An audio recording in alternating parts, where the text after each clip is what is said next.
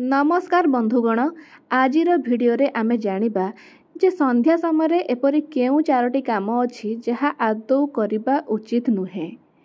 तेबे आमे समस्ते संध्या बेले ठाकुरंक पाखरे दीप जालु, ठाकुरंक झुणा दउ, आरती करू, किंतु एमिति मध्य किछि काम अछि जहा संध्या समय करिबा उचित नुहे। एही छोट छोट भूल जोगु घरे लक्ष्मी छाड़ी चली जाती। जदि आपणक घरे मध्य सब बेले अभाव असुविधा लागि रहुची, जेते अर्थ आसिले मध्य ता नियंट पडुची किंबा संचय होई पारु नाही, घरे सब बेले कहार देह खराब रहुची, पारिवारिक अशांति लागि रहुची, पारिवारिक कलह सृष्टि होउची, पिला माने अबाटको चली जाउछंती किंबा आपणक कथा मानु नाहंती, विभिन्न प्रकार कार्य रे बाधा विघ्न देखा जाउची। तेबे आपण माने भी एही भूल करंतु नाही। हेई पर ए छोटिया भूलटी आपणक जीवन रे अशांति भरी देउची। ए छोट छोट भूल ही जीवन रे अशांति भरी दिए, हमको जणा न थाई आम द्वारा एई सब भूल हेई जाए आ एहा द्वारा जीवन रे विभिन्न प्रकार बाधा विघ्न उपजे। तेबे ए भली केतेक नियम अछि जहा संध्या समय पालन करबा उचित, जहा संध्या समय करबा उचित नुहे। तेबे आजिर भिडियो रे आमे एही सब कथा विषय जानिबा जहा संध्या समय करबा उचित नुहे। बंधुगण कुहा जाय कि संध्या बेले भगवान घर को आसंती बा माँ लक्ष्मी घर को बुलिया पई आसंती।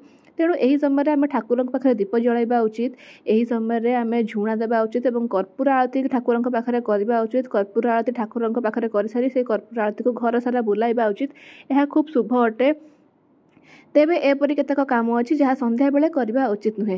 तेबे ता भितर प्रथमटी हेउची आपण संध्या बेले केबे भी भोजन करंतु नाही। वैज्ञानिक कारण अनुसार मध्य संध्या समय भोजन करबा अनुचित। तेबे शास्त्रीय मत अनुसार कुहा जाय जे एही समय भगवान घर को आसंती। तेणु एही समय जदि आपण भोजन करिया पई बसिथिबे तेबे भगवानकर अपमान हुए। तेणु एही समय केबे भी भोजन करिबे नाही। सब बेले संध्या पूर्वरु किंबा संध्या समय परे भोजन करिबे, किंतु संध्या बेले केबे भी भोजन करिबे नाही। द्वितीयटी हेउची आपण संध्या बेले केबे भी सोइबे नाही। वैज्ञानिक कारण हिसाब रे मध्य एहा स्वास्थ्य पई खराब अटे। एहा छडा आपण जदि संध्या बेले सोई पडंती तेबे भगवान घर को आसीबा समय आपण तांकर स्वागत करि पारंती नाही किंबा आपनको सोइथिबार देखि से घर फेरी जानती बोली मान्यता रहिची। तेणु संध्या समय केबे भी सोइबे नाही। तृतीयटी हेउची आपण संध्या समय केबे भी काहाकू करज बा धार दियंतु नाही। संध्या समय धार करज देबा द्वारा माँ लक्ष्मीकर अपमान हुए। एहा छडा एही समय धार देथिबा बा करज देथिबा टंका किबा जे कोनोसी जिनिस ताहा फेरी पाएबा असंभव होई पड़े, ताहा फेरी पाएबा अत्यंत कष्ट होई थाए।